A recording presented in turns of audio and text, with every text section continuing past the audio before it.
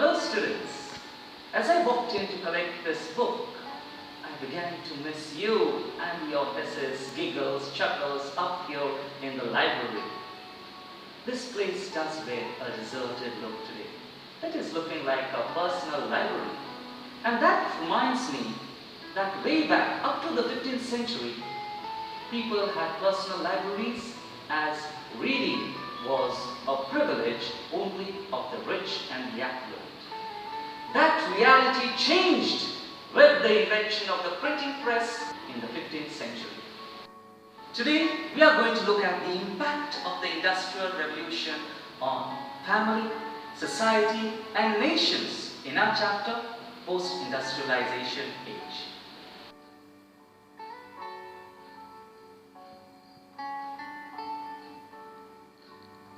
Walking past the newspaper rack, this headline caught my attention.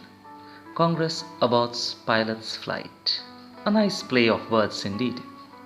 This is Rajasthan politics, yet we cannot ignore it because we learn about such scenarios such as flow test, motion of confidence in our political science chapters.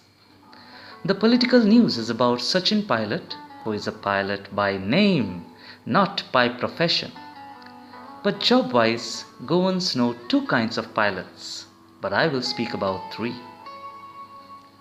The pilot that flies aircraft taking to the skies. The Goan pilot who is the king of the road ferrying people on motorbikes. And the autopilot, no, not the rickshaw driver. You know it better that an autopilot is a system used to control the path of an aircraft, ship, train or spacecraft without constant manual control. This system is getting into our cars as well. All these innovations are a direct result of the Industrial Revolution. The Industrial Revolution, a term coined by Arnold Toynbee to describe the economic developments, brought radical changes not only in the economic sphere but also in the political, social and cultural spheres as well. For all the commotion and disruption it caused, it came to be known as a noisy revolution. In our previous chapter, we spoke about the enclosure movement that left landless farmers without any job. They were attracted by the factories, leading to urbanization. Desperate to find a job and earn a living, people flocked to the urban areas as the factories employed both skilled as well as unskilled laborers. The new cities, such as Manchester and Leeds, that became centers of production, witnessed maximum number of people settling there, which led to overcrowding. These cities were looked upon by the landless farmers as the perennial source of employment. The Industrial Revolution paved the way for a capitalist economy wherein the two important classes were the capitalists and the laborers. The capitalists were entrepreneurs, businessmen who owned the factories, whereas the laborers were just a workforce with no access to ownership of profits and were compelled to work for low wages due to excess labor. The capitalists were people with political connections and thus received support from the government who framed laws to protect the interests of capitalists.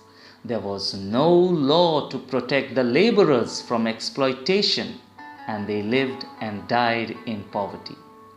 The noisy revolution did not leave any sphere of human activity untouched. It had a drastic effect on the family as well. How did it affect the families? Well, due to the low wages earned by the head of the family, all the family members, including women and children, had to look out for a job. Consequently, family members did not get time to spend with each other. The children were either sent to work or left at home alone. This gave rise to street children who were involved in many illegal activities. They joined street gangs and pickpocketing units. Many novels were written to depict the evil side of the Industrial Revolution, and the street children menace was captured by Charles Dickens in his novel Oliver Twist. The factory workers stayed in small, dingy houses that did not have proper ventilation or sanitation facilities. And this unhygienic housing condition, coupled with unsafe working conditions, affected their health. There was no end to their hardships, and many of them died due to starvation and malnutrition. The noisy revolution changed the concept of leisure as well. Earlier, only the rich had time and money for books and reading. In the industrialized society, the development of the printing technology changed this forever. Though the Chinese had invented the art of printing, it was John Gutenberg who invented the first printing press in Germany during the 15th century. Now books were printed in large numbers. They were available at cheap prices, and all that was required from the middle class people was time to read them. As a result of the development in printing technology, newspapers emerged as a medium to spread information and ideas among the people. The colonies used newspapers to spread nationalistic ideas, and in India, it became a major platform for leaders from different states to share their views and to urge the people to fight for freedom. An important contribution to Indian journalism was made by Raja Ram Mohan Roy, who published 3 journals in the first half of the 19th century. One of them, Samvad Comedy, was the most popular. It provided the real picture of the exploitation of colonial India and remained in circulation for a long time. This marked the beginning of Indian journalism. The newspapers were also used by the commercial class of traders to advertise their products. Though they had to spend money to advertise, they made more profit as their product became popular among the people. So many of us buy things after learning about it through an advertisement, don't we? The newspaper publishers also preferred advertisements as it brought in the money. That's why we find advertisements splashed across even the front pages of many of our newspapers. Besides newspapers, a number of books were published, such as Oliver Twist by Charles Dickens, Gulliver's Travels by Jonathan Swift, and women authors like Jane Austen and Emily Bronte depicted the changing role of women in an industrialized society.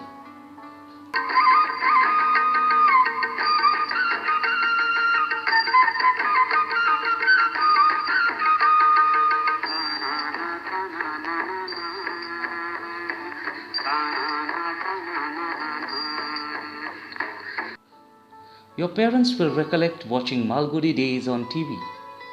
This serial was based on R.K. Narayan's novel Malgudi Days. Other Indian novels published by Indian authors were Coolie by Mulk Rajanand, Gitanjali by Rabindranath Tagore, for which he was awarded the Nobel Prize for Literature, and Anandmat by Bankim Chandra Chatterjee. Last year, you have learnt about Rousseau, Montesquieu, Voltaire, Mirabeau, Abbé and other French philosophers whose writings resulted in the French Revolution. So it was in India, writings of leaders such as Raja Ram Mohan Roy, Bal Gangadhar Tilak, V.D. Savarkar, Aurobindo Ghosh, Bipin Chandra Pal, Mahatma Gandhi and others kept the flame of nationalism burning in the minds of the people through their writing. This intellectual awakening played a major role in nationalistic movements in Asia and Africa. All these changes introduced by the Industrial Revolution transformed society and nations. A new society was shaped around the rights and privileges of every person, irrespective of his political, social, or economic status. Thus, it marked the beginning of the modern age. That brings this chapter to a close, and if you have enjoyed learning, don't forget to like or subscribe to my channel, The Amazing Chronicles.